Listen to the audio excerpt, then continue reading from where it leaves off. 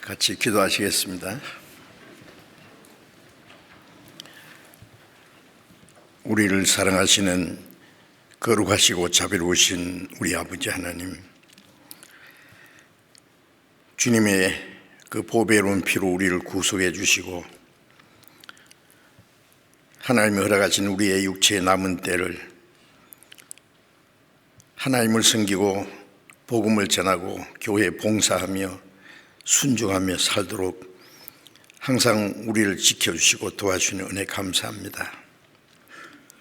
우리는 너무나 연약하고 부족하지만은 우리의 연약함을 담당하시고 우리를 항상 자비로운 손길로 붙들어 주시고 인도해 주시는 주님 감사합니다. 이 시간 주님의 보배로운 피로 구속함을 받은 저희들 주님 앞에 함께 모여서 주님의 그 크신 은혜를 찬송하며 말씀을 배우며 교직케 하심을 감사합니다. 이 시간에도 주님께서 우리 가운데 함께 계셔서 우리 각 사람을 굽어 살피시고 자비로운 능력의 손길로 붙들어 주시고 각 사람에게 필요한 대로 더 풍성하신 은혜와 생명과 성령의 능력으로 붙들어 주시기를 기도합니다. 한국에 있는 모든 교회, 세계 많은 교회들, 여러 가지 어려움 가운데서도 믿음을 지키고 복음을 전하는 모든 형제 자매들, 영육 간에 주님 은혜와 능력의 손길로 붙들어 주시고 인도하심을 믿습니다. 말씀을 전하는 모든 형제들에게 더욱 말씀과 지혜와 능력의 손길로 붙들어 주셔서 주님의 복음을 담대히 증거하고 많은 영혼들을 주님 앞으로 인도해서 구원받게 하는 하나님의 역사를 능히 이루게 하시고 또 병중에 있는 사람들, 연약한 가운데 있는 사람들 일일이 합당하신 은혜를 베풀어 주셔서 한 사람도 실족함이 없게 해 주옵소서.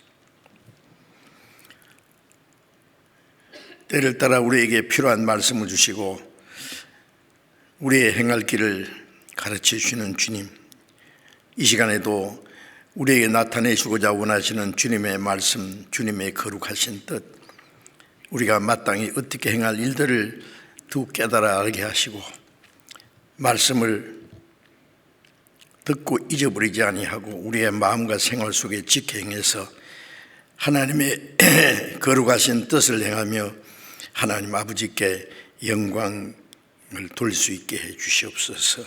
이 시간 모두 주 성령님께 의지하오며 우리 주 예수님 이름으로 기도드렸습니다. 아멘. 찬양대 준비한 찬송해 주시겠습니다.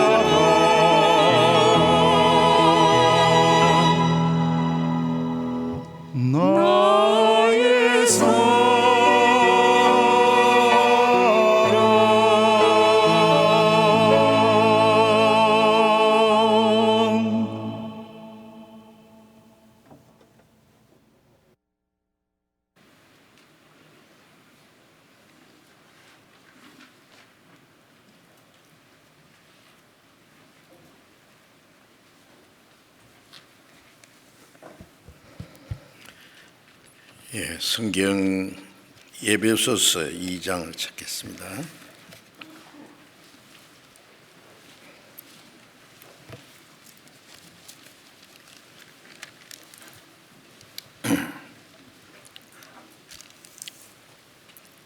에베소서 2장 11절부터 13절까지 읽겠습니다. 에베소서 2장 11절부터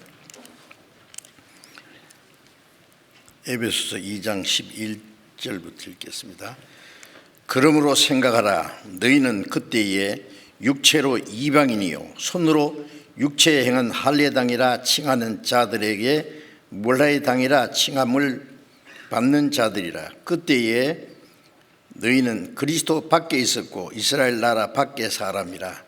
약속의 언약들에 대하여 외인이요 세상에 소망이 없고 하나님도 없는 자이더니 이제는 전에 멀리 있던 너희가 그리스도 예수 안에서 그리스도의 피로 가까워졌느니라. 넘어가서 19절을 읽겠습니다. 19절. 그러므로 이제부터 너희가 외인도 아니요 손도 아니요 오직 성도들과 동일한 시민이요 하나님의 권속이라. 여기까지.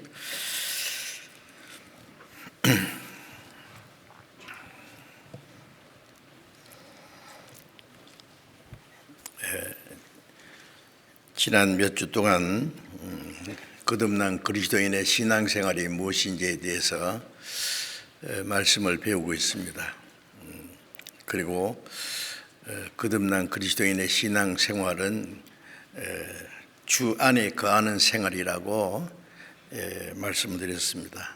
그래서 요한복음 15장 3절부터 5절까지 예수님이 내가 너에게 일러준 말로 이미 깨끗하 있으니 내 안에 거하라. 나도 너희 안에 거하리라. 구원받은 사람에게 내 안에 거하라고 명하셨습니다. 주님 안에 거하는 것이 무엇인지 우리가 이제 배워야 됩니다. 구원받은 이후의 신앙생활은 이제 주님 안에 거하는 생활인데, 예수님이 나는 참 포도나무요 너희는 그 가지라고 말씀했죠. 하나님은 포도나무를 기르는 농부라. 이제 이스라엘에도 포도나무를 많이 길렀다고 생각되는데, 예수님이 아주 중요한 진리를 말씀하실 때 누구든지 평소에 보고 아는 쉽게 이해할 수 있는 이를 비유를 들어서 설명하시기를 좋아하셨습니다. 그래서 이제 포도나무가 있고 그게 가지가 붙어서 거기 열매가 맺는데, 예수님은 포도나무라 그랬고 구원받은 사람은 그 포도나무에 붙어 있는 가지라고 설명하셨죠. 아주 적절한 비유입니다. 그래서 이제 그 가지는 열매 맺는 일을 하려고 노력할 필요 없이 나무에만 착 붙어 있으면 되는 거예요. 그러면 뿌리서부터 올라오는 진액을 공급받아서 자라고 절로 열매를 맺히죠. 저가 내 안에, 내가 저 안에 있으면 과실을 많이 맺는다. 절로 맺는다. 그렇게 말씀했습니다. 자연적인 현상입니다. 그래서 그리스도인의 생활은 이제 주님께 붙어 있는 생활인데, 어떻게 하는 것이 붙어 있는 거냐?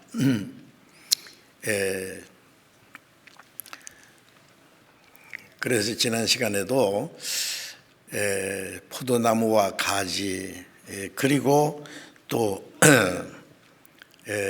주님은 머리고 우리 구원받은 사람은 합해서 몸이라고 말씀을 드리고, 또 요한복음 10장에 예수님은 목자고 구원받은 사람은 주님이 기르시는 양이라고 그 비유를 아주 잘 해주셨는데, 이제 구원받은 후에는 내 혼자가 아니고 함께 구원받은 무리입니다. 무리. 그 무리를 포도나무라고 하기도 했고 머리에 붙어있는 몸이라고도 말씀했고 또 주님이 기르는 양무리라고 말씀했어요. 그 무리 혼자서가 아니고 무리를 성경에 말씀하시기를 교회라 그럽니다. 교회. 교회라는 말은 헬라말로 에클레시아라는 말은 구별된 무리입니다. 구원받아서 세상에서 구별된 무리, 하나님의 나라에 들어가기 위해서, 하나님을 섬기기 위해서, 하나님의 역사를 이루기 위해서 구별된 무리입니다. 그래서 주님 안에 거한다고 하는 것은 그 무리 안에 거하는 생활, 즉 교회 안에 거하는 생활입니다. 그것을 모르면은 신앙생활을 할 수가 없어요. 구원받고 나서 제일 먼저 알아야 될 것은 내 혼자만 구원받은 것이 아니라 같은 믿음과 같은 주님의 사랑과 같은 소망을 가지고 구원받고 함께 신앙생활하는 무리, 이제는 사는 목적이 같고 주님이 역사하시는 그 무리 안에 함께 살아갑니다. 그 안에 있다는 것입니다. 그래서 그 안에서 풍성한 생명과 은혜를 공급받고 그 안에서 주님의 말씀의 가르침을 받고 그 무리 안에서 주님의 그 풍성한 사랑을 경험하고 사랑을 실천하고 그리고 그 안에서 구원받은 무리와 함께 교제하는데 그 교제는 인간적인 교제가 아니라 요한일서 1장 3절에 말씀한 대로 우리의 사귐, 우리의 교제는 하나님 아버지와 그 아들 예수 그리스도와 함께하는 교제라고 했습니다. 정말 아름다운 표현이고 신비로운 그 말씀입니다. 그래서 그 무리 안에서 주님과 함께하는 교제 생활이 곧 신앙생활입니다. 구원받았으니까 이제 내가 혼자서 열심히 주를 위해서 착하게 무엇을 하겠다는 것은 어림도 없는 일입니다. 가지가 포도나무에 붙지 않으면 아무것도 할 수 없다. 우리가 주님 교회 안에 있지 않으면 가지처럼 말라진다. 그런 말씀을 하셨는데 그래서 지난 시간에 고린도전서 12장 12절 13절에 우리 많은 사람이 그리스도 안에서 한 몸이 되어 서로 지체가 되었다. 로마서 12장 5절에도 같은 말씀이 있는데 이제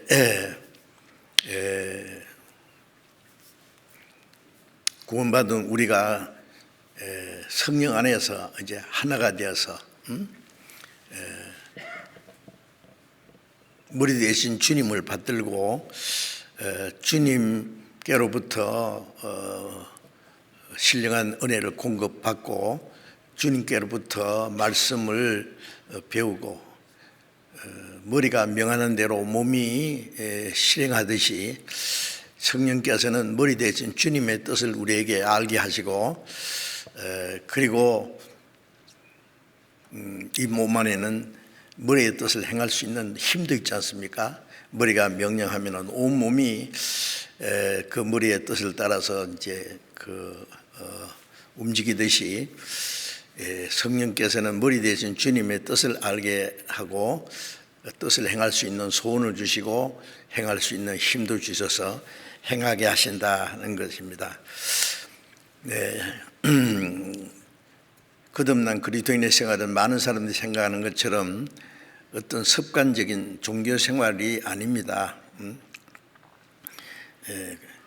거듭나지 않은 사람은 교회 일원이 될 수 없고 거듭나지 않은 사람은 성령의 인도를 받을 수가 없습니다. 거듭나지 않은 사람은 성령을 따라서 하나님의 뜻을 행할 수가 없습니다. 그래서 먼저는 거듭나야 되고, 거듭난 사람은 주님 안에 거하는 방법을 이제 배워야 됩니다. 그리고 이사야 53장 6절에 우리는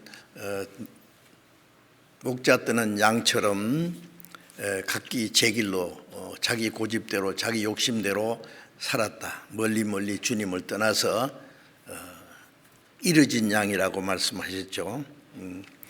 그런데 이제 주님은 우리 죄를 대속하시고 우리를 구원해서 이르진 양을 찾아주셨어요. 양 한 마리 잃어버리면은 99마리를 덜에 두고 이르진 양을 찾아서 어깨에 메고 돌아와서 기뻐한다는 말씀처럼 우리가 주님을 찾아간 것이 아니라 주님이 우리를 찾아주셨어요. 은혜를 깨닫게 해주신 분도 주님이시고 우리를 구원하신 분도 주님이십니다. 그래서 베드로전서 2장 25절에 전에는 우리가 양과 같이 길을 잃었더니 이제는 영혼의 목자와 감독 되신 에게 돌아왔느니라. 이제는 우리는 잃어진 양이 아니라 우리의 목자가 되시고 감독 되신 주님께 돌아왔다라고 말씀했습니다. 주님은 우리를 기르시는 목자시고, 목자는 양을 먹이고 보호하고 인도하는 일을 합니다. 그래서 요한복음 10장 16절에 이제 예수님은 나는 선한 목자라, 이제 한 무리가 되어 한 목자가 있으리라. 구원받은 사람은 유대인이나 이방이나 한 무리가 되어 한 목자에 있다 말씀했습니다. 정말 그거는 어떤 재미있는 이야기가 아니고 실제입니다.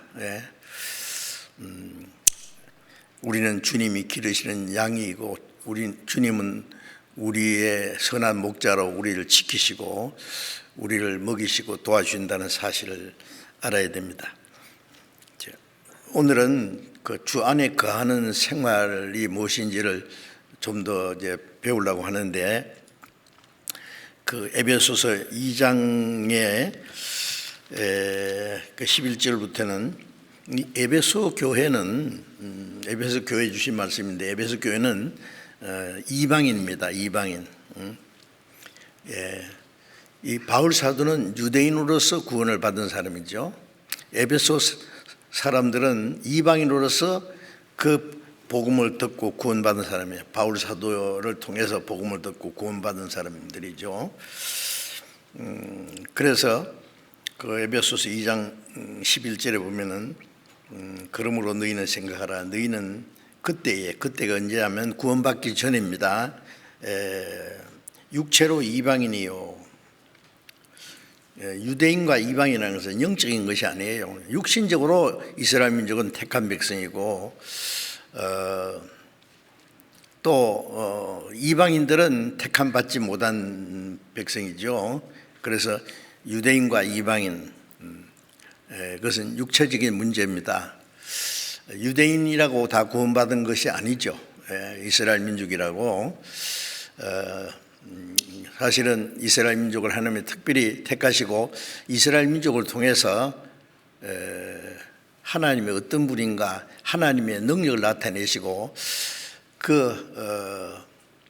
하나님 말씀을 순종하는 자는 어떤 축복을 받고 불순종하는 자는 어떤 형벌을 받는지를 이스라엘 민족의 역사를 통해서 실제로 말씀해 주셨는데, 이스라엘 민족은 하나님 말씀을 순종하는 것보다도 불순종하는 일이 더 많았고, 급기야는 하나님이 보내신 그리스도를 배척함으로 하나님이 그들에게 주신 땅에서 쫓겨나서 약 2000년이라는 긴 역사 속에 환난과 순환을 당한, 학살을 당한 그 비참한 역사를 가졌습니다. 그런데 이제 이방인들은 이제 이스라엘 민족에 비하면은 택한 민족이 아니다 그래요. 그렇게 이방인이다. 이방인. 유대인들은 이방인을 하나님도 없는 자고 소망도 없고 심지어는 뭐 이방인도 영혼이 있는가 그렇게 생각했다고 그러죠. 아주 무시하는 그런 일을 했습니다. 그런데 이제 구원받기 전에는 우리는 이방인이고 또 유대인들은 할례를 받아서 하나님께 속했다고 했고 이방인들은 할례 받지 않은 자는 아주 무시했습니다. 부정한 자로서 무할례당이라 칭함받았다. 그때 너희가 그리스도 밖에 있었고 이스라엘 나라 밖에 삽니다. 구원받기 전에는 그리스도 밖에 이스라엘 민족은 택한 백성인데 그 택한 백성이 아닌 이스라엘 나라 밖에 사람이라. 약속의 언약들에 대한 구약에 많은 하나님의 약속이 있는데 언약에 대해서는 외인이요 소망이 없고 하나님도 없는 자이더니 어떤 집에 뭐 사무실 같은 데도 외인 출입 금지 들어가려다고 짓고 해가지고 관계자 외에는 출입 금지 못 들어갑니다. 하나님의 모든 그 신령한 약속에 대해서 외인이다. 또 소망도 없고 하나님도 없는 자이더니 자 유대인과 이방인의 관계는 7가지나 되는 이 구별이 있었습니다. 그런데 전에 멀리 있던 너희가 그리스도 예수 안에서 그리스도의 피로 가까워졌느니라. 멀리 하나님 떠나 있던 우리는 그리스도 예수 안에서 그리스도의 피로 이제 가까워졌다. 유대인과 이방인의 이제 차별이 없어졌습니다. 그리고 이제 19절에 그러므로 이제부터 전에는 그랬는데 이제부터는 너희가 외인도 아니요 하나님의 신령한 그 약속에 대한 외인이 아니다. 아니요 하나님 오직 성도들과 동일한 시민이요. 성도라고 하는 것은 구원받은 사람들, 이제 거룩한 무리입니다. 거듭난 그리스도인들을 성도라고 합니다. 구원받지 않은 사람을 성도라고 하지 않습니다. 성경에는 성도라는 말은 거룩한 무리지요. 이제 성도들과 동일한 시민이요. 무슨 시민이냐? 빌립보서 3장 20절 보면은 우리의 시민권은 하늘에 있는지라.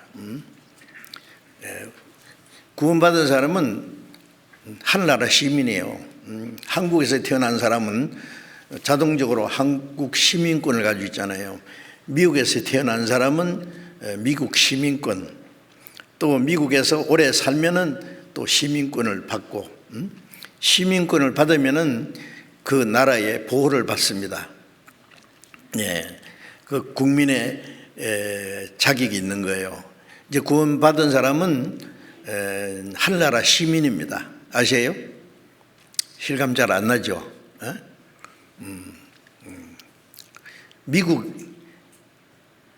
미국이라는 그 한문자 보면은 아름다울 미 쓰고 그다음 나라 국자 아름다운 나라인데 미국이 과연 아름다운 나라인지 몰라요. 제가 미국에 한 40분도 더 다녀왔는데 미국은 참 부자 나라고 강한 나라고 세계 패권 국가가 확실합니다. 그러나 그렇게 아름답지는 못한 것 같아요. 경치는 아름다운 것이 많은데 그걸 보고 아름다웠다 그러지 않잖아요. 이제 한국도 말이에요. 아름다운 서울에서 살렵니다. 서울이 그렇게 아름다워요? 제가 지방에서 살 때 서울에 올라오면은 막 올라오면서부터 서울에 딱 들어가면 그 공기가 탁한 걸 느껴요. 가슴이 답답하고 빨리 막 내려가고 싶어요. 이제 여기 살다 보니까 이제 만성이 돼가지고 뭐 별로 못 느끼는데 서울이 그렇게 아름답지 않습니다. 뭐 뭐 고층 빌딩들 아름답게 다 이제 장치를 하고 저녁이 되면은 뭐 그 조명이 말이요, 아주 비치고 아름답게 만들어놨지만은 그것보다도 참 우리의 생활이 참 행복하고 선하고 참 귀중한 일들이 있어야지 아름다운 건데 그렇지 못하거든요. 미국도 그렇고. 그래서 진짜 아름다운 나라는 하늘나라밖에 없다고 생각해요. 아름다운 저 천국 저 나라에는 생명나무 열매가 맺히고 아름다운 꽃들이 피어 있고 우리 주님이 거기 계시고 정말 천국은 아름다운 나라입니다. 그 아름다운 천국이 우리의 본향이에요. 우리는 구원받자마자 거듭나자마자 하나님의 자녀가 되자마자 천국 시민이 돼 자동으로.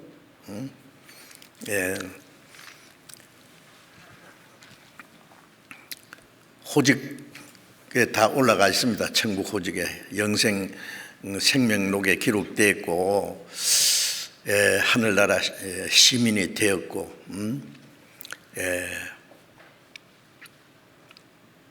천국 갈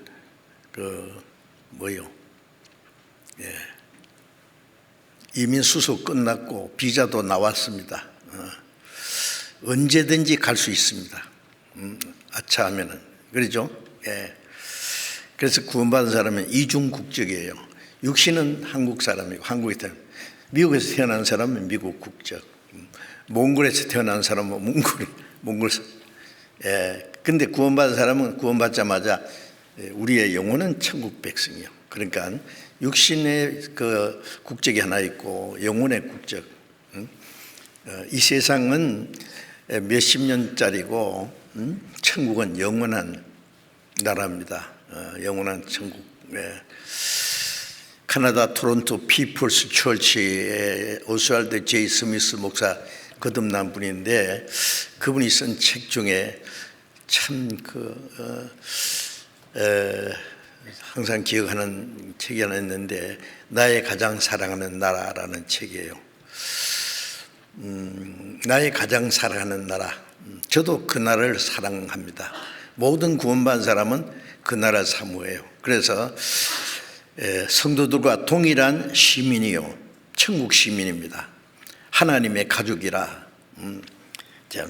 이 표현이 너무나 아름답습니다. 우리는 천국의 시민이고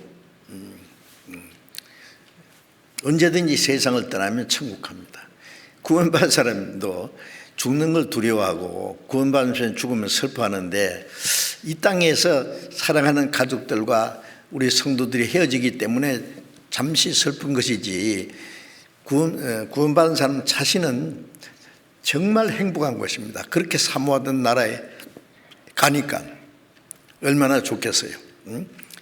땅에서 하루 길게 사는 것보다도 천국에서 하루 길게 사는 게 더 낫습니다. 땅에서 하루 짧게 살면 천국에서 하루 길게 살잖아요. 그래서 바울 사도도 항상 그 나라에 가고 싶어 했습니다. 빨리 주님 앞에 갔으면 좋겠다. 확실히 거듭나고 신앙생활을 하다가 세상을 떠난 사람에 대해서 슬퍼할 필요가 없어요. 이 땅에 남아있는 가족들과 우리 형제 자매들이 잠시 동안 못 만나니까 슬픈 것이지. 그래서 시편 116편에도 성도에 죽는 것을 여호와께서 귀중히 보시도다. 요한계시록 14장에 주 안에서 죽는 자들이 복이 있다. 그 수고를 그치고 쉬리니. 모든 수고가 끝나고 주님 안에 안식과 기쁨이 있을 테니까 우리는 그 천국을 사모합니다.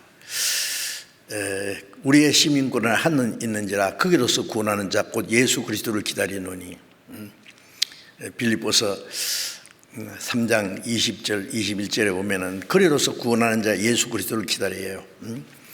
이제 주님이 재림하실 때 우리를 몽땅 그리로 데려가실 테니까 그때를 기다립니다. 그때는 우리의 낮고 천한 몸이 주님과 같은 영광스러운 몸으로 병쾌하시라. 이 육신을 가지고 천국에 못 가죠. 이 몸을 가지고 천국에서 영원히 못 살아요. 주님과 같은 영광스러운 몸으로, 신령한 몸으로, 다시 죽지 않는 몸으로, 다시 수고와 고통과 아픈 것과 늙는 것과 그런 것이 없는 영광스러운 몸으로 변화돼서 그 나라에 들어갑니다. 실감 납니까? 실감 안 나요? 예? 마스크를 했으니까 말을 못 하시네. 그 나라를 주시려고 우리를 구원해 주시지 않습니까? 그리고 하나님의 권속이라, 하나님의 권속이라 그런 말씀이죠.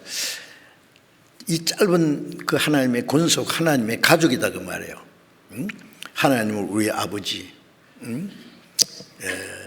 예수님도 우리를 형제라고 부르고 이를 부끄러워하지 않았어요. 우리는 형제 자매. 하나님의 가족입니다. 왕의 집에서 태어난 사람은 왕족이에요. 우리는 우주 만물을 창조하신 하나님이 우리의 아버지입니다. 너희는 이렇게 기도하라. 하늘에 계신 우리 아버지여. 우주 만물을 창조하고 다스리는 그 절대자, 거룩하고 영광스러운 그분이 내 아버지고 우리는 다 하나님의 아들들이에요. 어떤 사람은 하나님의 아들과 딸이라 그러는데 하나님의 딸은 없습니다. 아들의 영을 주셨기 때문에. 왜 딸이 없느냐 하면은 천국에는 남자 여자 없어요. 아들이라는 것은 그냥 상속자예요. 뭐 천국 가면 전부 남자만 있느냐 그 말이 아니라 천국에는 그 남자 여자라는 그 구별이 없고 전부 하나님의 상속자라는 뜻에서 아들입니다. 아들이면 후사, 곧 하나님의 후사, 그리스도와 함께 된 후사, 그리스도와 함께 영광을 받을 후사라 그랬죠. 자, 그래서 하나님의 가족이다. 그걸 가만히 생각해 보세요. 그것도 별로 실감이 안 나죠. 지금 실감이 안 날 겁니다. 조금은 알겠는데 그렇게 크게 실감이 안 나요. 내 가족들은 그렇게 귀하게 여기지는데 구원받은 우리 형제 자매는 하나님의 가족인데 그게 실감이 안 나.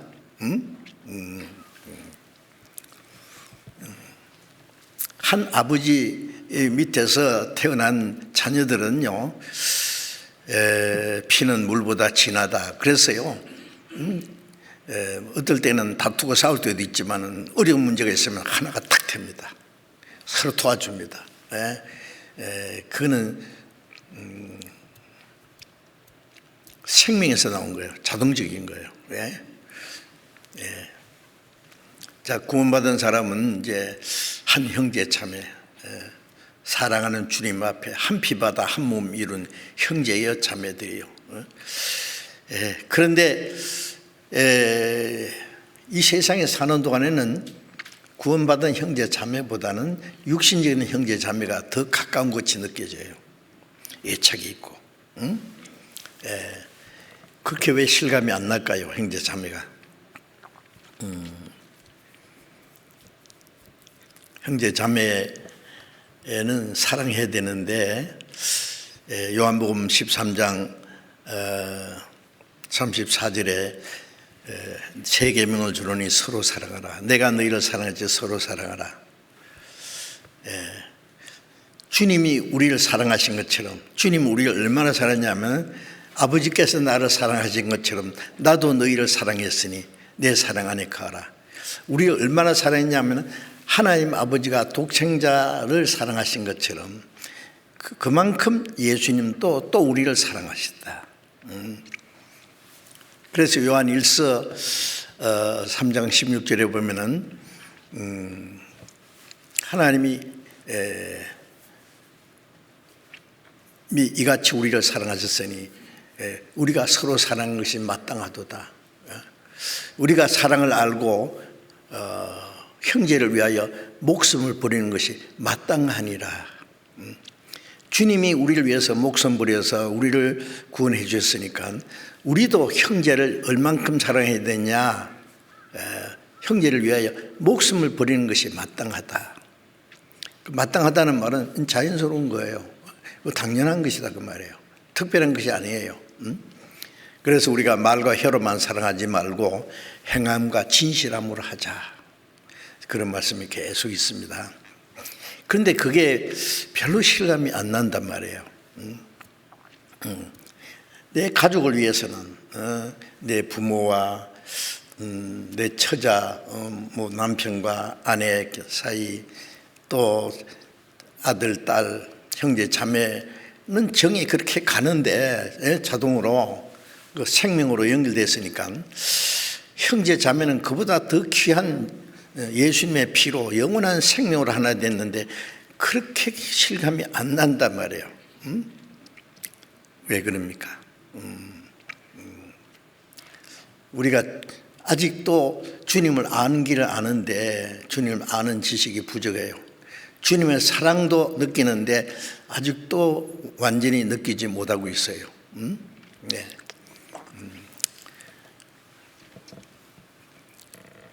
그래서 이제 제가 갑자기 그런 생각이 들었어요. 천국 가면 어떻게 될까? 천국 가면은, 자, 우리 가족들 모여라. 천국 가서 이산 가족 찾듯이 자기 가족 찾겠어요? 자기 남편 찾고 아내 찾고 자기 아들 딸 찾고 형제 찾고 부모 찾고 해서 천국 가서 가족끼리 살까요? 구원 안 받은 사람은 어쩌라고? 가족이. 그럼 구원 안 받은 사람은 혼자 살겠네요. 그러면 그런 거 없습니다. 천국 가면은 죄송한 말이지만 인정은 하나도 없습니다. 이 세상처럼 그런 인정은 하나도 없을 거예요. 잊은 것은 지나갔으니 다 지나갔습니다. 그것은 이 세상에 있는 동안에 있는 거예요. 천국 가면은 우리가 하나님을 아는 것도 완전해지고 우리 지식도, 신령한 지식도 완전해지고, 우리가 그 주님의 사랑도 우리가 느끼긴 느끼고 압니다. 그러나 사랑이 그렇게 실감이 나지 않는데 천국 가면 사랑도 완전히 알아요. 완전한 사랑이에요.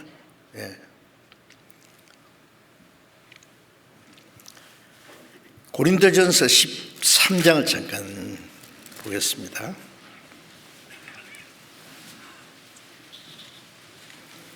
고린도전서 13장 9절 보겠습니다. 우리가 부분적으로 알고 부분적으로 예언하니 온전한 것이 올 때에는 부분적으로 하던 것이 패하리라. 우리가 이제 주님을 알고 신령한 것을 아는 것도 부분적이라는 말은 아주 작은 것을 알고 있다고 말해요. 부분적으로 한 부분밖에 몰라. 뭐 소경이 코끼리 만진다는 식이죠. 배 만지면 벽것처럼 생겼고, 다리 만지면 귀둥 같기도 하고, 코 만지면 이건 뭐야, 무슨 파이프냐? 눈을 떨면은 이게 코끼리 이렇게 생겼구나 알듯이 우리가 지금 부분적으로 알고 있어요. 그런데 이제 우리가 말씀 전하는 것도 완전한 것을 전하지 못하고 부분적으로 전하는 거라고 생각이 되는데, 온전한 것이 올 때는 부분적으로 하던 것이 패하리라. 온전한 것이라는 것은 신앙이 성장하면은 점점 믿는 것과 아는 것이 성장합니다. 점점 어린애 아는 거하고 이제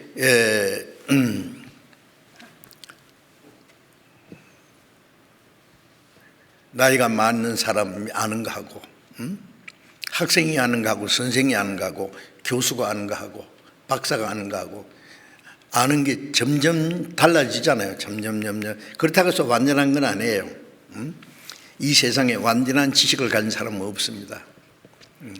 근데 소위 요즘에 뭐 아는 분들 얘기하는 거 보면은요, 좀 유치한 말을 많이 해요. 모르는 건 가만히 놔두면 좋은데, 알 때까지. 예? 자기가 막 꾸며가지고, 하는데, 그게는 좀 좋지 않아요. 그래서 인간의 지식이 얼마나 불완전한지 아주 작은 부분에 불과합니다. 그런데 신앙이 성장하는 만큼 우리가 점점 주님을 아는 동시에 11절에 보면은 내가 어렸을 때 말하는 것이 어린아이 같고 깨닫는 것이 어린아이와 같고 생각하는 것이 어린아이와 같다가 장성한 사람이 되어서는 어린아이를 버렸노라. 신앙이 장성하면서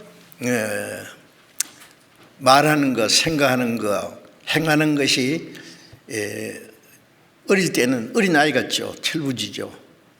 신앙이 장성하면은 여기 왜 이런 말씀이 있느냐 하면 고린도전서 13장은 아시는 대로 사랑이 무엇이라는 것을 설명하는 거예요. 그 사랑이라는 것은 인간적인 사랑하고는 완전히 다른 거룩한 사랑, 한마디로 말하면 그리스도의 인격입니다. 요한일서 4장 16절에 보면 하나님은 사랑이시라. 하나님은 사랑이 많다가 아니라 God is love. 하나님은 사랑의 근본이십니다. 그 자체예요. 그래서 그리스도의 인격입니다. 예수님은 하나님의 사랑이 육체로 나타나는 분이에요.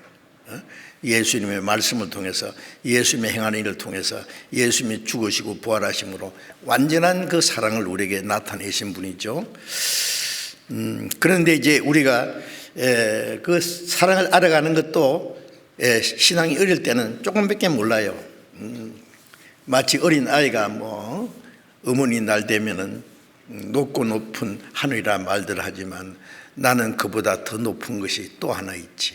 낳으시고 기르신 어머니 사랑, 아버지 사랑도 있지만은 어머니 사랑이 더 크리라고 생각합니다.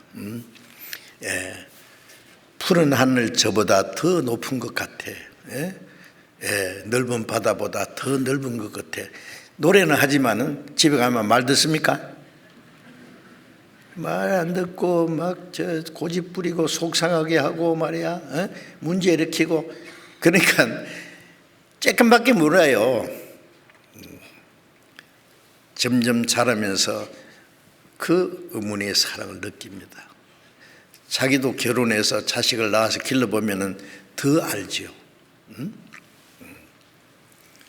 자식이 부모를 아무리 사랑한다 그래도 부모가 자식을 사랑하는 만큼 사랑할 수 있겠어요? 아니죠. 조금만 잘못하면은요, 자기 낳아주고 길러주고 자기를 키우느라고 얼마나 그렇게 온통 수고하고 희생을 했는데 조금만 잘못되면 왜 날 낳았어요? 내한테 해준 것이 뭐예요? 그런 일 없어요? 없으면 다행이네. 속으로 그런 마음이 있다고요.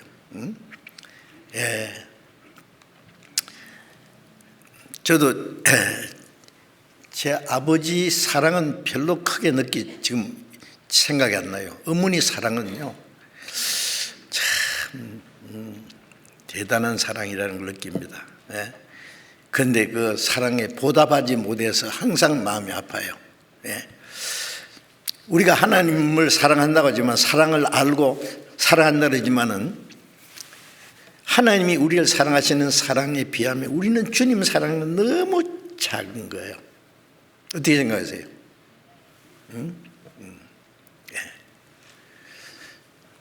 주님의 은혜를 무엇으로 보도할 건데, 주님의 은혜를 이만하다면은 나는 이만큼 뵙기.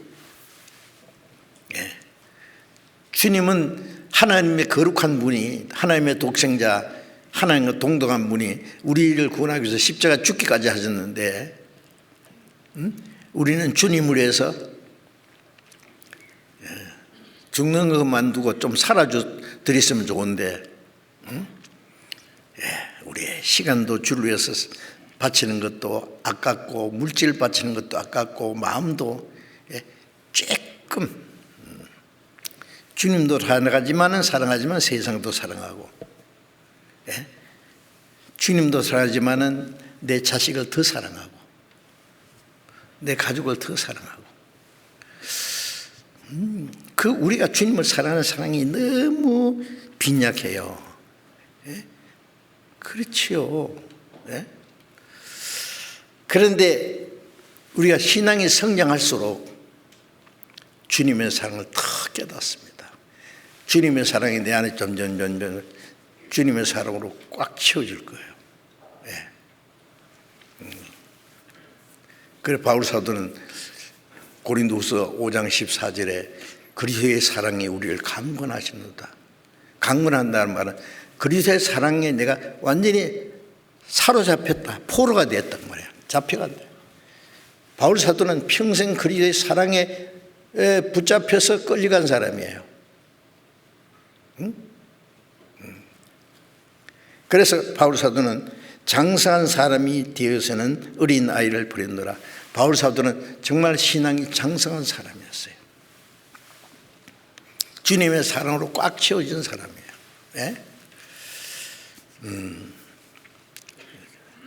내 몸에 예수의 흔적을 가졌다. 예수님의 흔적이 뭐예요?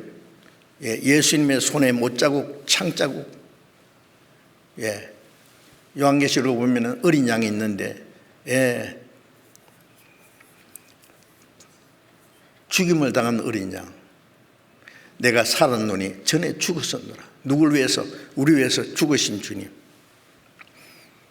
부활하신 예수님이 못자국과 창자국을 보여주셨잖아요. 보라고. 쟤들은 예수님, 부활하신 예수님을 보자마자 의심이 다 사라지고, 인색한 마음 다 사라지고, 주님의 사랑을 완전히 깨닫고 이제 주님을 위해 살고 주님을 위해서 죽기로 작정했어요. 부활하신 주님을 본 제자들이 주님을 배반한 일이 있어요? 주님의 복음을 위해서 살다가 주를 위해서 다 죽었어요. 왜? 사랑 때문에. 누가 우리를 그리스도의 사랑에서 끊으리요? 그래서 고린도전서 13장 12절에 보면은 우리가 이제는 거울로 보는 것 같이 희미하나 그때는 얼굴과 얼굴을 대하여 볼 것이요 이제는 내가 부분적으로 아나 그때는 주께서 나를 아신 것 같이 내가 온전히 알리라. 우리가 이제는 거울로 보는 것 같이 희미. 옛날 거울은 지금 거울 같지 않습니다. 이 말씀은 지금부터 1900년 전에 기록됐으니까 그때 거울은 뭐냐면은 그 동이 있잖아. 그 구리에다가 막 이렇게 잘 닦아가지고요 이렇게 비치는 거예요. 그렇게 희미한 거예요 거울이. 지금같이 선명한 거울이 아닙니다. 우리가 이제는 거울로 보는 것 같이 희미하나 그때의 거울은 지금은 뭐 거의 완벽하게 보이죠. 희미하나 그때는 언제예요? 주님을 만나볼 때는 얼굴과 얼굴을 대하여 볼 것이요 주님을 친히 배울 거예요.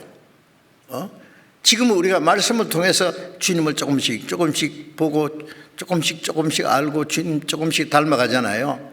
그런데 주님을 배울 때는 얼굴과 얼굴을 대해 보고 주님의 얼굴을 뵙고 주님과 같이 완전히 변하고 우리 모습도 이제는 내가 부분적으로 아나. 지금은 주님 아는 것도 조금씩 밖에 몰라요. 그렇죠? 그때는 주께서 나를 아신 같이 내가 온전히 알리라. 지금은 주님을 조금씩 알아가는데 주님을 뵙는 그날은 주님이 나를 아시는 것 같이 주님은 나를 완전히 아시죠. 내가 나를 압니까? 잘 몰라. 예? 그런데 마태복음 10장 3절에 하나님은 너희 머리털도 다 해심받았다. 예? 나는 내 속눈썹도 못 세는데 주님은 내 머리털 다 세신다는 말씀은 나를 대해서 모르시는 것이 없어요. 내 모든 것, 내 마음, 내 모든 인격을 다 완전히 아시는 분이에요. 주님이 나를 아신 것처럼 그날에 나도 주님을 완전히 압니다. 주님 아는 지식이 완전해져요. 주님의 사랑도 완전해질 거예요.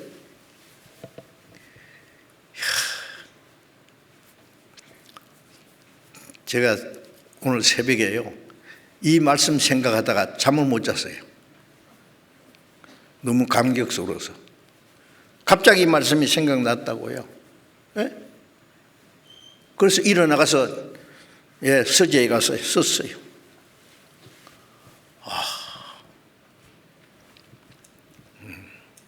주님 앞에 서는 날, 내가 주님이 나를 아신 것처럼 내가 완전히 알고, 주님이 나를 사랑하신 것처럼 나도 주님을 완전히 사랑하게 될 거예요. 그때는 완전히 인간적인 사랑은 끝났어요. 천국 가면요, 지금 우리가 인간적으로 사랑하는 사랑은 없습니다. 섭섭합니까? 아니에요. 그는 너무 불완전한 거예요.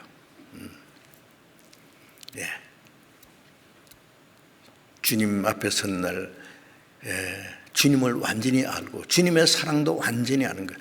이 고린도전서 13장은 사랑을 가르치는 거예요. 하나님이 우리를 사랑하시는 사랑을 알고 믿었노니 하나님의 사랑이시라. 그런데 하나님의 사랑을 알기는 아는데 얼만큼 알아요? 요한복음 21장 15절에 예수님 부활하신 후에 베드로에게 그랬어요. 요한의 아들 시몬아, 이 사람들보다 날 더 사랑하느냐?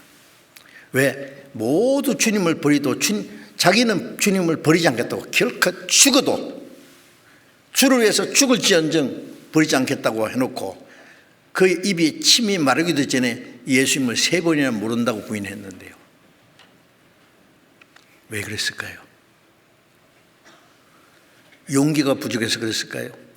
죽는 게 무서워서요? 아니에요. 첫째는 주님이 베드로를 위해서 죽지 않으셨는데 베드로가 왜 주를 위해서 죽어요? 나 땡큐. 허락하지 않아요. 또 하나는 베드로는 주님을 인정적으로 사랑했어요. 선생을 사랑해요, 제자가. 용기, 자기의 그 어떤 열정, 그거 가지고는 주님을 못 따라갑니다. 주님이 십자가에 죽으시고 부활하시기 전에는 주님의 사랑을 완전히 못 깨닫는 거예요. 지금은 따라올 수 없으나 후에는 따라오리라. 지금은 아니야. 네가 나를 아는 것도 아직 잘 몰라. 예수님이 죽으시고 부활할 것도 모르는데 주님이 베드로 얼마나 사랑하는지 베드로가 아직 몰라요. 용기 가지고 날 못 따라오지.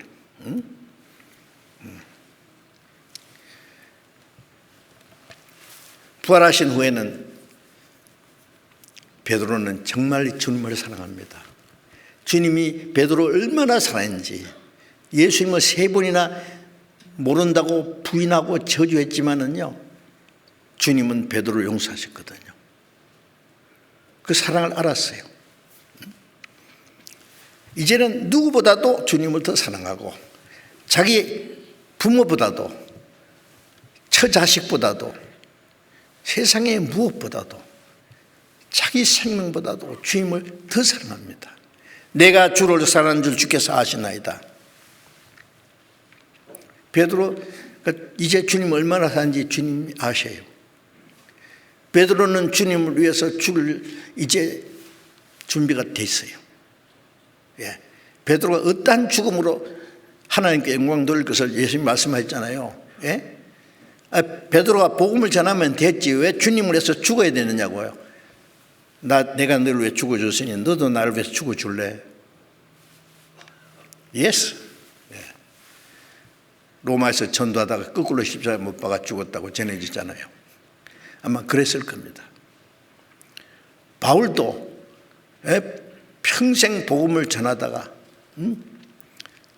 로마에 가 전도하다가 목이 잘려 죽었습니다. 왜요? 주님을 얼마나 사랑하는지를 그 마지막 주님을 해서 죽는 것으로서 보여주셨고 우리에게 그걸 나타내 주셨어요. 우리는 아직 그 실감이 안 나죠. 주님을 해서 죽기는커녕 주님에서 사는 것도 주님에서 살다가 나를 위해서 살다가 주님을 사랑하다가 세상도 사랑했다가 주님도 섬기다가 딴 것도 섬기다가 재물도 섬기다가 두 주인을 섬기려고 왔다 갔다 하고 그 우리 믿음이 그만큼 불완전하단 말이에요.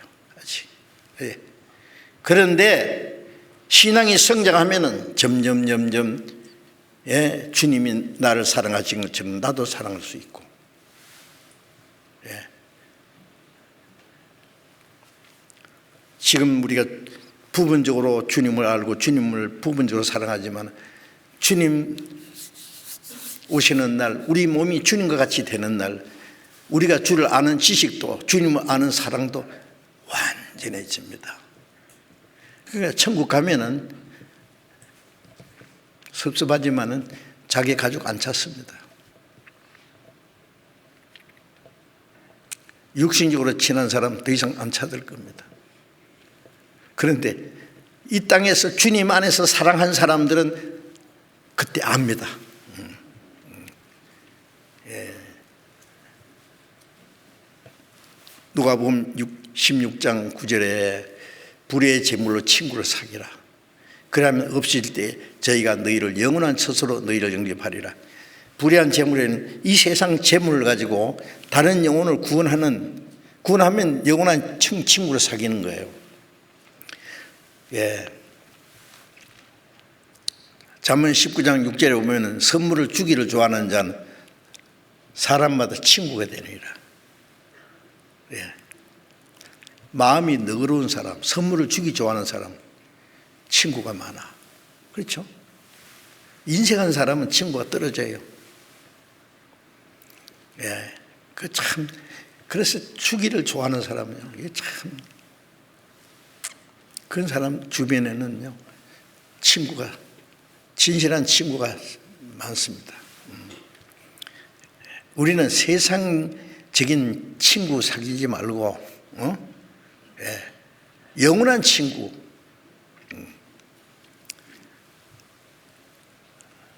우리의 시간과 우리의 물질과 우리의 모든 것을 희생할 때 다른 영혼이 구원받으면 친구 사귀는 거예요. 그런데 세상에 사는 동안에는 누가 무슨 희생을 해서 나를 구원받도록 도왔는지 잘 모를 거예요. 아유, 왜 몰라요. 목사님이 설교를 잘해줘가지고 복음을 잘 전해줘서 내가 구원받았는데 자기를 전도한 목사님밖에 생각 안 납니까? 아니, 안내해줬던 어떤 형제, 자매밖에 생각 안 납니까? 그 완전한 거 아닙니다. 그 배후에 기도해주는 분들도 있고, 복음 전하기 위해서 물질을 희생하는 사람도 있고, 선교사 보내는데 선교사를 보내기 위해서 많은 그 희생을 투자한 사람이 있어요. 그 몰라요. 하나님은 아시죠. 그날에 구원받은 사람들도 누가 무슨 희생을 해서 내가 구원받았는지 압니다. 그때 서로 영접해 줘요. 아이고, 우리 형제, 자매가 기도해 주지 않았다면, 나를 위해서 그런 희생을 하지 않았으면 내가 어떻게 구원받았을까요? 응? 목사님이 설교하고 선교사가 전도하고, 예? 한 배후에 같이 복음을 해서 협력한 그 사람들까지 다 알게 됩니다. 서로 영접해 줘요. 그건 틀림없습니다. 그러나 인간적인 사랑은 없습니다.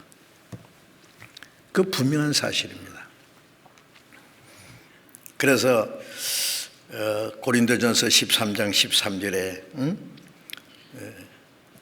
그런즉 믿음, 소망, 사랑 이 세 가지는 항상 있을 것인데 그 중에 제일은 사랑이라. 왜 이 말씀을 했을까요? 믿음으로 구원받았죠. 구원받은 후에 믿음으로 살지요. 소망을 위해서 삽니다. 그런데 천국 가면 믿음도 다 끝났어요. 소망도 완전히 이루어졌으니까 끝났어요. 사랑은 천국 가서도 영원히 계속돼요.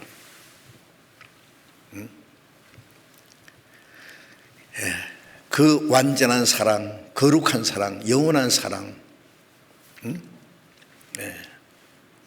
그날에 가면 그 사랑을 가지고 그 사랑으로 주님을 사랑하고 그 사랑으로 우리가 서로 사랑할 거예요. 지금은 조금 뺏기 몰라요. 요한일서 2장 15절에 너희는 세상이나 세상에 있는 걸 사랑치 마라. 세상을 사랑하면 아버지의 사랑에 그 속에 거하지 아니하니. 그랬는데 왜 그 말씀이 있을까요? 구원받은 사람이 주님도 사랑하지만 세상도 사랑해요. 세상에 있는 것은 육신의 정욕과 안목의 정욕과 이생의 자랑, 먹음직하고 보험직하고 탐스러운, 지혜롭고 행하면 탐스러운 거. 사랑치 마라 그랬는데 사랑해요. 주님도 사랑해요. 세상도 사랑해요. 야고보서 4장 5절에 보면은 하나님이 너희 안에 거하게 하신 성령이 시기하기까지 사모하신다 하신 말씀을 헛된 줄 생각 안 하냐? 우리 안에 계신 성령은 로마서 5장 5절에 보면은 성령으로 말미암아 하나님의 사랑이 너희 안에 마음에 부음받았다. 성령은 하나님의 사랑을 우리 안에 깨닫게 해줬어요. 사랑의 불길이 내 마음에 일도다. 성신이 오셨네 영광을 돌리세. 성령이 내 안에 하나님의 사랑을 깨닫게 하고 하나님의 사랑을 부릴 듯 계속 불타듯이 말이죠. 불길을 일으켜줘요. 베드로전서 1장 22절에 보면은 너희가 진리를 순종함으로 영혼이 깨끗하게 대하여 거짓이 없이 형제를 사랑하게 이르렀으니 마음으로 피자 뜨겁게 서로 사랑하라. 뜨겁게 얼만큼 불타듯이 사랑의 불길이. 우리가 하나님의 은혜를 깨닫고 진리가 내 안에 이루어짐으로 내 영혼이 깨끗하게 되자마자 사랑이 내 안에 사랑의 불길이 시작됐어요. 사랑의 불길을 꺼지지 말아야 돼요. 주님을 사랑하는 사랑, 형제를 사랑하는 사랑. 그런데 주님을 사랑하는 마음도 있고 세상을 사랑하는 마음도 있고 형제를 사랑하는 마음이 있는데 목숨을 버리기까지는 안 해. 형제가 나에게 욕을 하면 나도 질소냐 하고 미워하면 나도 미워하고 대응하고. 주님은 그렇게 하지 않았습니다. 욕을 받으실 때 대신 욕하지 않고, 위협을 받으실 때 대신 위협하지 않고, 자기를 조롱하는 사람을 위해서 기도하시고, 공의로 심판하시는 하나님께 맡기시고. 왜 우리는 그렇게 못하느냐? 아직 사랑이 너무 약해. 감당을 못해요 그걸. 점점 우리 신앙이 성장하면 달라지죠.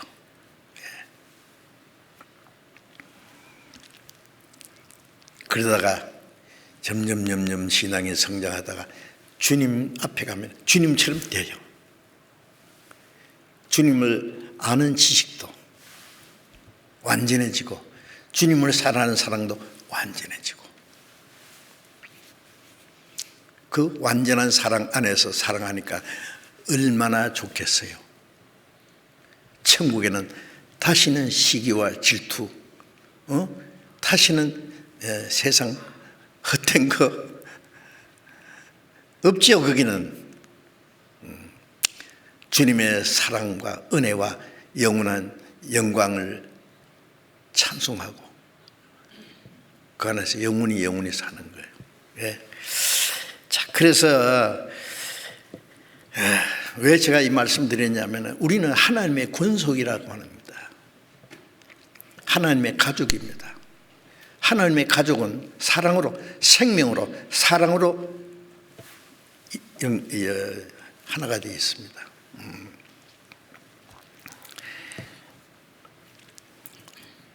디모데전서 3장 15절 잠깐 보세요. 디모데전서 3장 15절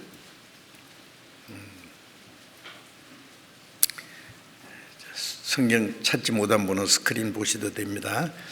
디모데전서 3장 15절에 만일 내가 지체하면 너로 하나님의 집에서 어떻게 행해야 할 것을 알게 하려니니 이 집은 살아계신 하나님의 교회요 진리의 기둥과 터이니라. 바울 사도가 디모데에게 네가 하나님의 집에서 어떻게 행할 것을 알게 한다. 하나님의 집이라 그랬죠. 집에 가면은 아버지가 할 일이 있고 어머니가 할 일이 있고, 예? 형이 할 일이 있고 동생이 할 일이 있고 막내는 또 어떻게 하고 집에 가서 형은 동생을 위해서, 부모는 자녀를 위해서, 자녀는 부모를 위해서 할 일이 있어요. 예? 이 집은 살아계신 하나님의 교회요 진리의 기둥과 터니라. 이 자기 육신의 가족보다도요 집보다도 더 귀한 것이 교회입니다. 이 집은 살아계신 하나님의 교회예요. 그 생각하세요? 교회를 떠나는 것은 자기 집을 떠나는 거예요. 가족을 배반하고 혼자 살겠다고. 그럼 안 되죠. 예. 그러면 교회 안에 들어오면은 할 일이 있어요. 그래서 바울 사도도 디모데에게 네가 하나님의 집에서 어떻게 행할 것을 내가 네게 말한다. 자, 우리가 그 하나님의 집에는 가족들이 있죠. 내 쉴 곳은 작은 집 내 집뿐이라.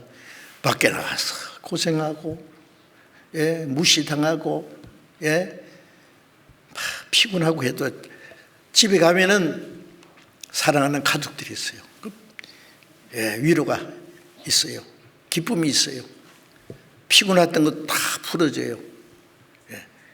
교회 안에는 주님이 계시고 형제 자매가 있습니다. 예? 이 집은 살아계신 하나님의 교회입니다. 진리의 기둥과 터다. 이 교회가 얼마나 아름답다는 것을 좀 아셔야 돼요. 히브리서 3장 6절 또 보겠습니다. 히브리서 3장 6절.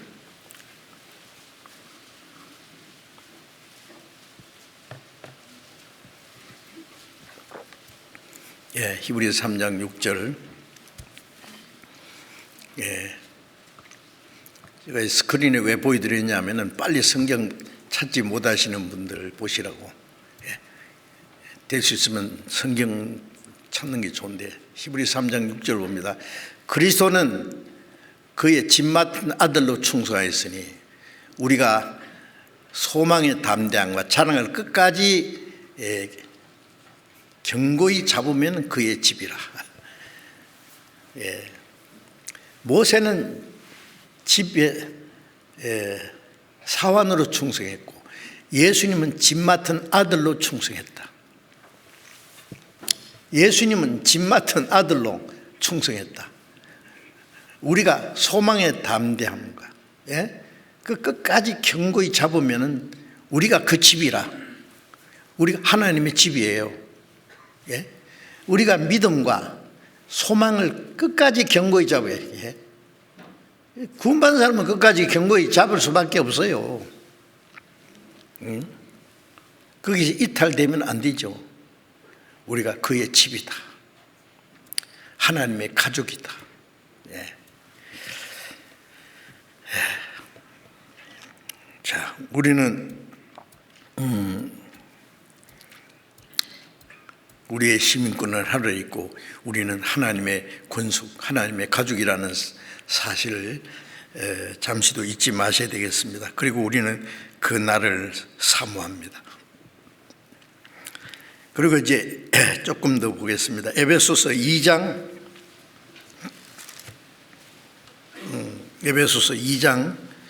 20절 있습니다. 20절부터 22절까지 읽겠습니다. 너희는 사도들과 선지자들의 특위에 세우심을 입은 자라.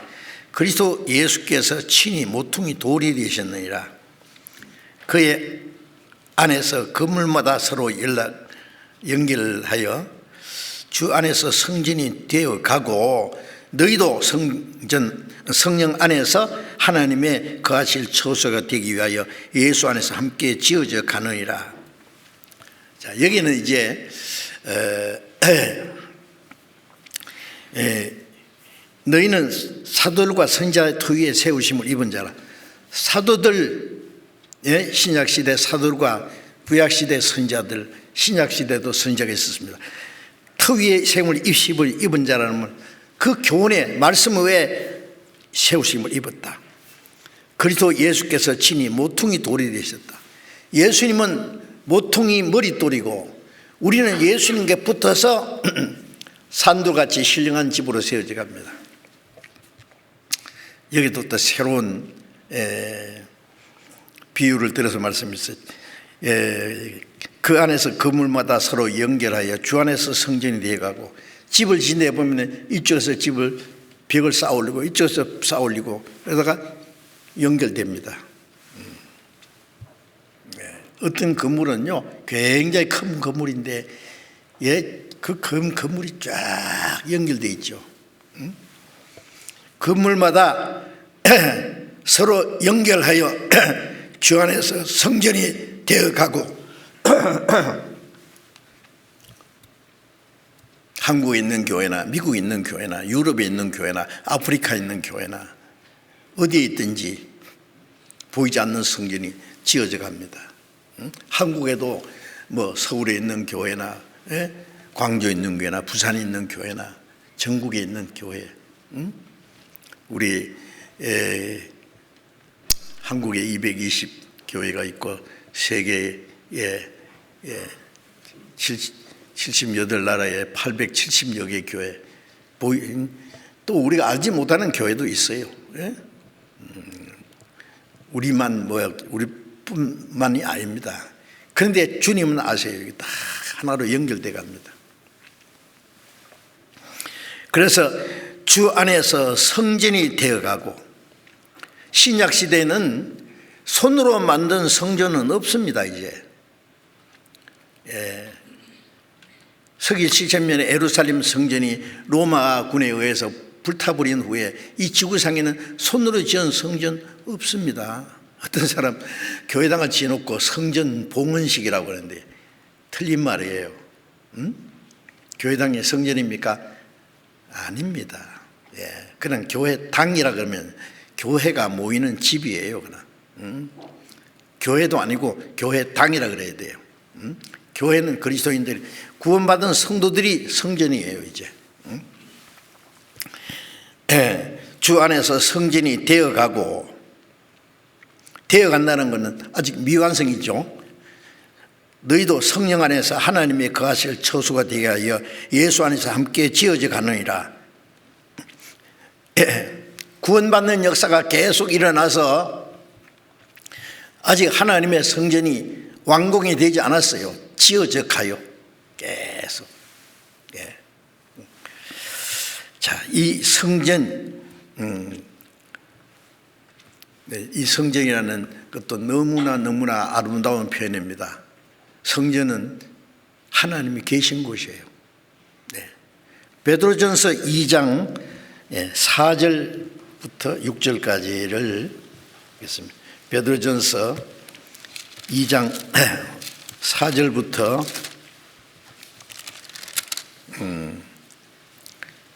4절부터 이렇게 베드로전서 2장 4절 먼저 읽겠습니다. 사람에게는 버림받아 하나님께는 택하심을 입은 보배로운 산돌이신 예수께 나아가와 사람에게는 버림받았지만은 하나님께는 택하심을 입었다. 유대인들이 예수님을 십자가 버렸잖아요. 그런데 하나님께 택하심을 입은 보배로운 산돌, 예수님은 보배로운 산돌, 죽은 돌이 아니고 모퉁이 머릿돌이 됐어요. 그리고 5절에 너희도 산돌같이 신령한 집으로 세워지고 예수 그리스도로 말미암아 하나님이 기쁘게 받으실 신령한 제사를 드릴 거룩한 제장들이 될지니라. 우리도 산돌같이 신령한 집으로 지어져 갑니다. 예? 산돌같이. 예수님은 보배로운 산돌, 구원받은 사람은 그게 붙은 산돌이에요. 그 죽은 돌은 그게 들어가면 안 돼요. 거듭나지 않은 사람은 산돌이 될 수 없죠. 그래서 집이 세워지고 그 다음에 예수 그리스도로 말미암아 하나님이 기쁘게 받으실 신령한 제사를 드릴 거룩한 제장이 될지니라. 이제 그 안에는 제사장이 있죠. 우리가 합해서 성전이고 그 안에 성전은 하나님을 섬기는 곳이에요. 그리고 그 섬기는 제사장들, 구원받은 사람은 다 제사장이에요. 하나님을 섬기는. 하나님이 기쁘게 받으실 신령한 제사를 드릴 거룩한 제사장이 될지니라. 그리고 이제 고린도후서 6장 16절을 또 보겠습니다. 고린도후서 6장 16절.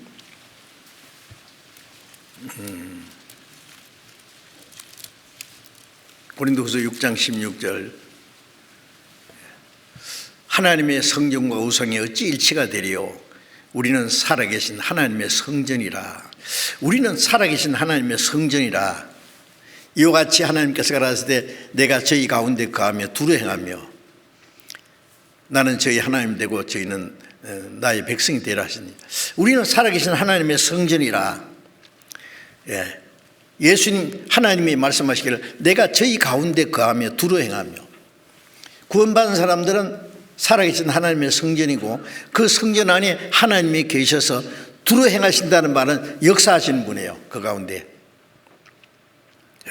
주님이 어디 계세요? 주님 저 산에 가서 기도하다가 만납니까? 아닙니다. 기도원에 가서 기도하다가 주님 만나는 거 아니에요. 하나님은 구원받은 성도들을 무리 안에 우리가 합해서 성전이에요.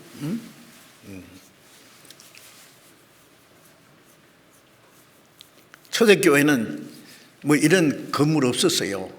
교회당을 따로 짓지 않았어요. 서기 300년 이후에 캐톨릭에서 성당을 만들기 시작한 건물이 따로 있었죠. 초대교회에서는 핍박을 받아서 쫓겨다니고 그런 가운데 뭐 교회당을 짓겠어요? 그러니까 집에 있는 교회, 어떤 산 속에 있는 숨어 있는 교회, 어떤 굴 속에서 카타콤 굴 속에서 성도들이 모여 거기가 교회예요. 성전이에요. 그게 구원받은 성도들이 성전이에요. 그 주님이 그 가운데 두루 행하셔요. 이것도 참 확실히 아는 것이 필요합니다. 성경 한 곳 보겠습니다. 고린도전서 3장 16절, 고린도전서 3장 16절 17절을 봅니다. 고린도서 3장 16절을 읽겠습니다. 너희가 하나님의 성전인 것과 하나님의 성령이 너희 안에 거하시는 것을 알지 못하느냐. 너희가 하나님의 성전인 것을 알지 못하느냐. 자, 여기서 말하는 너희는 구원받은 성도들입니다. 고린도전서 6장 19절에 너희가 성전인 너희 몸이 이 성전이라는 것은 이 육체를 말해요. 구원받은 사람의 몸 안에도 성령이 계시니까 성전입니다. 그런데 여기 고린도 전서 3장 16절은 구원받은 성도들 무리를 가르쳐요. 너희 안에 성령이 거하시는 것을 알지 못하느냐? 알아야 됩니다. 17절 누구든지 하나님의 성전을 더럽히면 하나님이 그 사람을 멸하시리라. 하나님의 성전은 거룩하니 너희도 그러하니라. 누구든지 하나님의 성전을 더럽히면, 누구든지라는 말은 구원받은 사람들이 성전인데 성전을 더럽힌다는 말이 뭘까요? 성전을 더럽힌다는 말은 이 교회 안에서 뭐 이단적인 교리가 들어온다든지 잘못된 교훈을 가르친다든지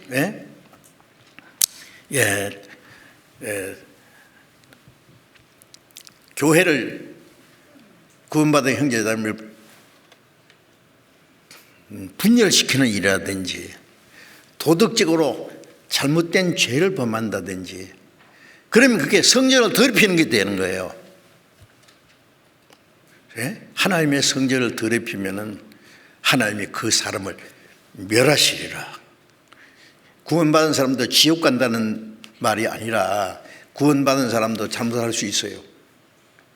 참 조심해야 됩니다. 우리는 하나님의 성전 안에 있어요. 제사장이에요. 제사장이 성전을 더럽히면 되겠어요? 잘못된 교훈이 들어오면 착 배척해야 됩니다. 왜 우리 신앙을 넘어뜨리는 일을 하거든요.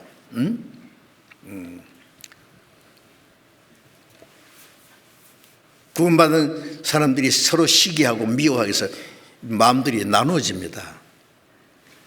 큰 죄입니다. 구원받은 사람이 도덕적인 죄를 지어요. 고린도 교회에는요, 구원받은 성도들 중에 간음죄를 짓는 사람이 있고, 그리고 회개하지 않는 사람이 있었어요.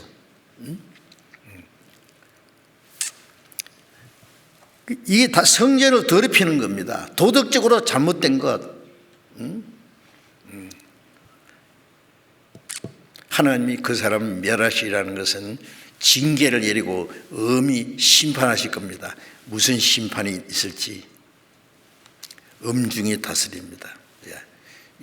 하나님의 성전은 거룩하니 너희도 그러하니라.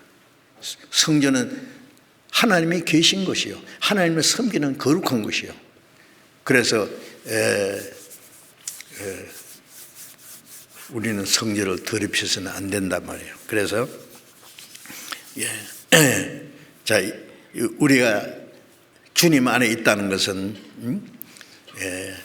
하나님의 가족 안에 내가 있다. 우리가 하나님의 집이다. 우리는 하나님의 성전이다. 우리 개인은 성전 안에 있는 하나님의 성전은 제사장들이다. 제사장은 단연히 거룩해져야 됩니다. 하나님을 섬기기 위해서 자기를 거룩하게 됩니다.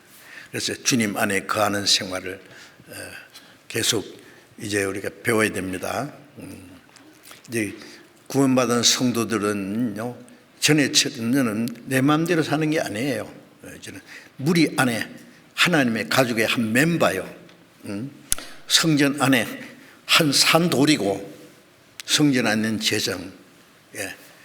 거기서 함께 주님을 섬기고 함께 협력해서 주님의 복음을 전하고 하나님의 나라를 위해서 역사하는 사람들입니다. 기도하겠습니다. 자비로우신 우리 아버지 하나님, 하나님이 작정하신 이 역사의 마지막 시대, 세상 많은 사람 가운데서 우리를 불러서 구원해 주시고 세상에서 거룩하게 구별해 주시고 주님이 함께 역사하시는 그 주님의 교회 안에서